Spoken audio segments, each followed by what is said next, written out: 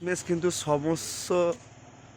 সমস্ত সমস্যার অবসান ঘটিয়ে শেষমেশ কিন্তু দেউলিহাট মহরম হচ্ছে এবং মাইকও হচ্ছে, পারমিশন দিয়েছে। যেহেতু এখানে দেখতে পাচ্ছ সাগরেশ্বর মোড়ে দেউলিহাট যেখানে কম্পিটিশন হয়, এদিক দিয়ে দেউলিহাট, এদিক দিয়ে রাস্তা, এদিক দিয়ে তিনছকি মোড় যেখানে আছে ওখানে সাগরেশ্বরের কাছে আছে বর্তমান শ্রী দুর্গা।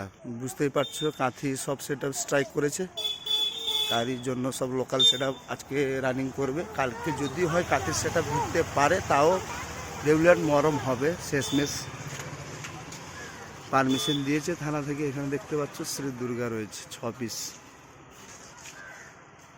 3 বেস 4 মিড নিয়ে।